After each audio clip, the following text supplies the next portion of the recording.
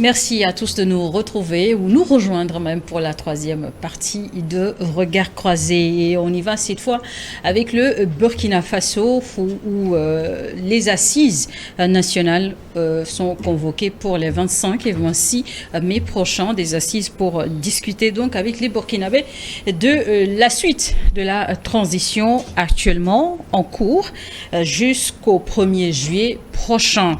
Emmanuel Vivien Tomi, après le Mali, c'est le tour du Burkina Faso donc de tenir des assises nationales. C'est la série pour les pays de coup d'État. Même le Tchad avait fait la même chose. Et donc, en réalité, on sent un peu ce qui se trame. Vous savez, ces jeunes dirigeants venus au pouvoir par la force des coups d'État n'ont pas envie de partir. Même s'ils veulent partir, ils veulent partir d'une façon un peu particulière. On a vu ce qui s'est passé au Tchad, on a vu ce qui s'est passé au Mali, au Burkina, il n'y aura pas de surprise. Premièrement, il faut redéfinir le chronogramme, donner un autre délai au président Traoré et à ses collègues de la junte. Et puis aussi se prononcer sur certaines questions fondamentales, la lutte contre le terrorisme, mais aussi est-ce que ceux qui ont fait le coup d'État ont la possibilité de se représenter ou de postuler, même si on ne le dit pas directement, on sait que ça fait partie aussi des sujets qui seront débattus, même s'il n'y a pas de communiqué officiel là-dessus. On sait aussi que au niveau de l'opinion internationale, le pouvoir de Traoré veut montrer une sorte d'ouverture, dire que ce n'est pas lui, en tant que président de la transition, qui décide de tout, mais c'est le peuple. Et vous savez que la recommandation ou la proposition vient du Parlement de transition, qui a demandé effectivement que toutes les forces vives, comme on le dit souvent, se réunissent pour définir effectivement la suite à donner à la transition et la nouvelle marche du pays.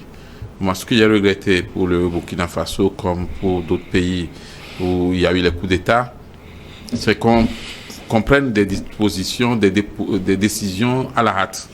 C'est-à-dire, quand vous faites un coup d'État, il ne faut pas se presser. Parce que si vous avez fait un coup d'État, ça veut dire que vous avez pris le temps de mûrir votre action, de préparer effectivement la procédure, et vous avez pensé à ce qui va se passer après le coup. Et donc, quand on me dit, comme en Guinée ou ailleurs, on me dit dissolution de toutes les institutions de la République, et puis après, au Gabon, et ainsi de suite, on est obligé de revenir vers la Cour constitutionnelle qu'on avait déclarée déjà dissoute pour dire nous devons prêter serment.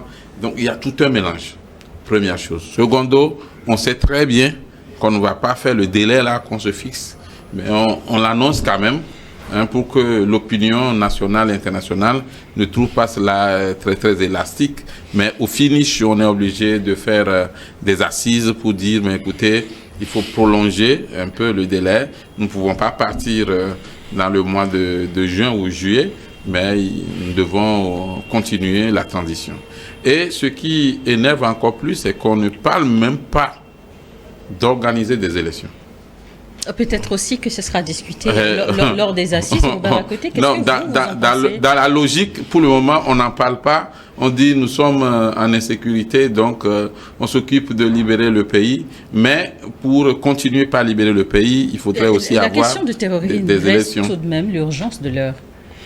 Vous savez, l'opinion, je dirais, la France a déjà faussé le jeu. Parce que si on l'a permis à Déby, qui est devenu formellement président de la République du Tchad, pourquoi... Et le Gabonais qui, lui, sera reçu bientôt à Paris. Tout à fait. Donc, il y a une histoire de 2 poids 2 mesures, ce qui fait que dans les pays sahéliens, les autorités ont cru bon de traiter directement avec leur propre population pour avoir leur adhésion, pour avoir un soutien de tout le pays pour pouvoir avancer. Seulement, ce qui fausse dans leur stratégie, c'est de museler en quelque sorte les voix discordantes telles la société civile et les médias en plus des partis politiques même. Par exemple, quand nous prenons Bamako, le Mali, je voudrais parler des autorités maliennes. Carrément, aujourd'hui au Mali, il n'est point question de parler politique. C'est-à-dire tous les partis politiques sont suspendus. La société civile n'a pas le droit de parler, sinon c'est la prison, la porte de la prison qui est tout de suite ouverte. Alors quand c'est comme ça, c'est comme il n'y a qu'une partie du peuple qui est en train de parler, ceux qui les supportent. Et quand c'est comme ça, ça n'ira pas trop loin parce que il n'y a pas la contribution et l'adhésion de tout le monde. Et c'est ce qu'ils sont venus combattre qu'ils peut-être organisent eux-mêmes sans pour autant le savoir. Ils y vont avec leur soutien sans pour autant permettre aux autres de parler parce que par exemple, si nous prenons le Burkina Faso, tous ceux qui veulent critiquer, tous ceux qui veulent avoir une idée contraire ou une voix discordante sont tout de suite arrêtés et envoyés au front. Et tout ça là, c'est des problèmes. Donc moi j'ai dit, ok, pour moi, il faut laisser un peu de temps à ces dirigeants-là pour que voilà, ils puissent ramener la paix, ils puissent ramener la sécurité. Ils font face aujourd'hui à un problème qui a été créé de toutes pièces par la haine que Sarkozy portait à Kadhafi. Alors, Sarkozy, dans sa démarche, a eu la bénédiction de tous les chefs d'État africains, sauf Jacob Zuma et ATT. Oui, les deux, sauf Jacob Zuma et ATT, qui en son temps a eu le courage d'aller dire à Sarkozy ce que vous allez faire là va porter atteinte à la sécurité de toute la sous-région. Aujourd'hui, nous y voilà. Alors moi j'ai dit, on ne doit pas leur mettre la pression des présidents des trois pays là. C'est vrai qu'ils se battent. On ne va pas les laisser non plus comme ça. Parce que... Oui, non, vous savez, tout ça va finir un jour. Certainement que lors des assises. Ce qui manque, écoutez, tout ce qui manque à ces assises-là, c'est qu'elles sont organisées à pas de charge et puis il n'y a pas toute la représentativité politique qui est acceptée. Seuls ceux qui soutiennent ouvertement alors les autorités de la transition, c'est eux qui alors organisent toute cette discussion dans les assises nationales. C'est ce que moi, c'est ce qui me fait de la peine et c'est ce que je dénonce. Pour moi, il va falloir... Selon le ministre de l'administration du territoire, non, quand nous prenons le Mali... Ces assises réuniront les représentants de toutes les couches de la société. Il en est de même. Les assises s'annoncent inclusives. Non, pas toujours inclusives. Si nous prenons les assises du Mali, c'est fait sans les partis politiques, c'est fait sans... L'opposition, une grande partie de l'opposition a boycotté, a choisi de boycotter. Non, pas boycotter, quand le format n'est pas respecté, quand tout est fait comme si vous allez regarder les choses se faire sans pour autant qu'on tienne compte de vous, quelle serait votre posture? Alors, ce n'est plus la peine, c'est-à-dire c'est comme si vous êtes déjà jugé, sans qu'on ne vous écoute. Qu'est-ce que vous allez aller dire? Même si vous y allez, personne ne va vous écouter. Alors autant laisser faire, c'est ce qui se fait. Pour moi, en principe, toutes les parties, que ce soit les partis de l'opposition, la société civile et même les supporters des autorités actuelles doivent en principe aller à ces conclaves-là, parler du Burkina, parler du Mali, parler du Niger, que aucune voix ne sera de trop pour faire ça. Et après, toutes les résolutions qui seront alors sorties de ces assises-là peuvent être facilement appliquées. Parce qu'un jour, même si ce sont les mêmes dirigeants d'aujourd'hui qui vont laisser le treillis pour devenir des civils et postuler ou aller aux élections pour diriger ces pays-là, un jour, ils doivent faire avec ceux qu'ils mettent aujourd'hui sur le carreau. Et c'est ce qui n'est pas bon. Certainement, Vivien Tomi, qu'à ces assises seront discutés le bilan de la transition, donc qui tire à sa fin. Et c'est une étape de la vie politique burkinabé que nous avons tous observé de loin. Quelle est votre analyse? Oui, c'est dommage que le bilan ne s'arrête qu'à la période de M. Traoré. Moi, j'aurais bien voulu qu'on commence par le départ de M. Kaboré. D'abord, qu'on parle de la période de M. Damiba, avant de venir maintenant à la période de M. Traoré. Et, alors, aujourd'hui, est-ce qu'il faut laisser les dirigeants de ces pays ayant connu coup d'État pour faire le nombre de temps, le nombre d'années qu'ils veulent avant un jour d'organiser les élections? Je dis non. Non, parce qu'on sait quand est-ce que la guerre commence, mais on ne connaît jamais la fin. Si on doit dire que nous ne sommes pas en sécurité, donc on ne fera pas d'élection, ça veut dire qu'on peut prendre 10 ans, 20 ans, 15 ans, et donc on va juste s'éterniser au pouvoir. On a vu en Afrique des jeunes militaires venir avec des promesses, mais après, on change juste le treillis pour porter des boubous ou des vestes, et on se fait réélire plusieurs fois avec un score fleuve. Aujourd'hui, au niveau du Burkina Faso, le nécessaire, c'est que les assises aboutissent à des résultats concrets et que le délai de la transition soit fixé. Parce qu'on ne peut pas donner quand même une carte blanche à la transition pour faire 10 ans ou 5 ans. Le délai soit fixé. On sait déjà que la transition, normalement, ça prend fin le 1er juillet prochain. Oui, mais justement, donc, ils veulent qu'on leur donne un nouveau délai. Il faut donner un délai très court. Un délai très court. Et surtout, il faut parler de l'organisation des élections. Parce que si on parle de tous les sujets sauf les élections, je crois qu'il y a un problème. Ceux qui sont au pouvoir aujourd'hui au Burkina Faso nous ont dit qu'ils sont venus pour lutter contre le terrorisme. Oui, on va faire le bilan pour voir où est-ce que nous en sommes. Le Burkina avait 40% de son territoire occupé par les terroristes. Aujourd'hui, quel est le point? Où est-ce que nous en sommes? Est-ce qu'on a pu conquérir au moins 20% ou on est toujours avec les 40%? Et donc, si vous n'arrivez pas à conquérir au moins 20%, pourquoi vous avez chassé les civils? Il fallait laisser les civils à leur place. Et en tant que militaire, vous allez faire votre boulot de défendre le territoire contre les envahisseurs, contre les terroristes, contre ceux qui viennent imposer leurs lois. Et aujourd'hui, on n'a pas besoin nécessairement d'être chef d'État, président de transition, avant de lutter contre le terrorisme quand on est militaire. Parce que ça fait partie, effectivement, du boulot. Si vous savez aujourd'hui que vous avez beaucoup de grades, beaucoup de finances, beaucoup de moyens, vous êtes bien connu, mais retournez dans les casernes, prenez le commandement de l'armée et puis laissez un civil venir au pouvoir et aller combattre, effectivement, les terroristes, repousser-les pour qu'on puisse avoir une grande partie du territoire, pourquoi pas tout le territoire, libéré. Et donc, ces assises-là, je sais, je connais bien les Burkinabés, on se connaît très bien. Je sais qu'il y a des courageux. Il faudrait avoir la possibilité, le courage de dire la vérité à M. Traoré au cours de ces assises. J'ai suivi un peu les conclusions des assises du Gabon et du Mali aussi. Il ne faudrait pas caresser les dirigeants de la transition dans le sens du poil. Je crois que quand vous êtes un citoyen engagé, dites la vérité, quitte à ce qu'on vous envoie sur le front, qu'on vous envoie au front ou bien en tôle, comme c'est la pratique maintenant. Et je pense que les dirigeants des pays de l'AES doivent montrer un autre signal. Nous sommes pour la démocratie, nous sommes venus combattre le terrorisme, nous ne voulons pas nous éterniser au pouvoir. Et donc que le délai affiché soit un délai très court, permettant effectivement d'arriver à un niveau du travail et surtout aussi donner espoir que bientôt, au niveau du Faso comme au niveau des autres pays, le Niger, on aura des élections qui vont permettre au peuple de choisir ses nouveaux dirigeants. Robert Akwete, voilà, votre co-débatteur réclame donc des élections prochaines au Burkina Faso, un délai raisonnable pour la fin de la transition.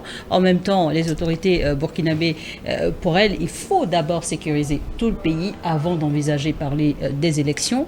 Est-ce que finalement, sur le terrain, malgré même les nouveaux partenariats pour accompagner ou appuyer l'armée régulière, est-ce que les défis sont encore nombreux au niveau du Burkina Faso? Le seul défi qui vaille la peine aujourd'hui au Burkina Faso, c'est la lutte contre le terrorisme. Parce que les gens du pays des hommes intègres, comme on l'appelait dans le passé, souffrent que de ce mal aujourd'hui. C'est le terrorisme, c'est le djihadisme. Et il y a aussi la pauvreté. Mais quand la personne n'a pas la liberté de commercer, d'aller dans son champ, de faire ses activités génératives de revenus, la pauvreté ne peut que alors taper à sa porte.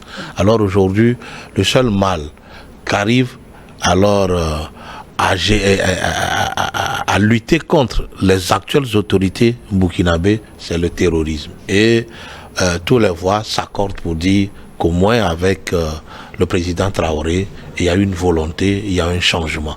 Même si tout n'est pas rose aujourd'hui, il y a quelque chose qui se fait. Et cela se fait dans le sens positif. Il y a beaucoup de moyens militaires qui sont acquis. Il y a beaucoup d'expertises militaires qui sont sur le terrain, qui font que voilà, c'est parfois du tac au tac. Dès que le terroriste frappe, il n'arrive plus dans son cachot, il est déjà détruit. Ou parfois, c'est l'armée qui les surprend. Et tout le monde sait qu'aujourd'hui, c'est une guerre acharnée, qu'on lutte avec les faiseurs de mal, ces bandits enturbanés. Et alors, l'espoir des populations burkinabées porte aujourd'hui sur le président Traoré. Alors, si on peut lui donner encore quelques années, ne serait-ce qu'il puisse mener loin. Combien, encore. Comme 10 ans, c'est pas mauvais. Voilà. On peut lui donner encore 10 ans. 10 ans. 10 ans, c'est pas de trop. Possible. Non, 10 ans. Non, même pourquoi aller, écoutez, pourquoi s'acharner pour aller aux élections pour revenir à la même case? Nous connaissons aujourd'hui que le pouvoir politique, vous savez, militaire, les civils, il connaît le combat, les civils, il peut lutter à part le président, Blaise Compaoré, qui a su utiliser d'autres moyens pour juguler cette crise-là, les autres n'ont pas pu tenir le coup. Si nous prenons l'après Compaoré avec, comment on l'appelle, Roch-Christian Kaboré, non, le terrorisme avait pris le pas sur le gouvernement et les populations burkinabées. Si nous prenons avec Damiba, ce n'était pas trop ça. Avec Traoré, voilà, il y a une décision à découdre avec ces forces du mal qui est affichée et un travail laborieux qui est encore. Rien fait, lui. Non, je dis, ce n'est pas trop ça. Okay. Mais l'autre, le président Traoré, c'est une volonté affichée. Il a les moyens de sa politique. Il s'évertue alors à traquer le terroriste partout. Il se cache. J'ai dit, si on lui donnait encore 10 ans, peut-être que la paix peut revenir, parce qu'on ne peut pas faire la paix en 2, en 3, en 4 ans. Prenons le cas du Mali. Ils avaient demandé 5 ans, la CEDEAO a refusé. Ils ont fini les 5 ans. On vient de leur donner encore 3 ans. Et ils sont allés plus loin pour dire, voilà, la candidature du président Assimi Goïta est demandée. Alors, on peut faire encore 10 ans. Le président Traoré n'est pas encore âgé. Il peut faire encore 10 ans. Oui. Pourquoi aller aux élections si la paix n'est pas là? Pourquoi aller aux élections si on ne peut pas, si un seul préfet, si le maire, si le ministre ne peut pas descendre sur le terrain et aller partout au Burkina Faso? Pourquoi organiser les élections? Ce n'est pas la peine. Le pouvoir sera concentré seulement au Burkina Faso et ils auront maintenant deux missions. La première, c'est de protéger les personnalités politiques avant de penser à protéger les personnalités, la population, et reconquérir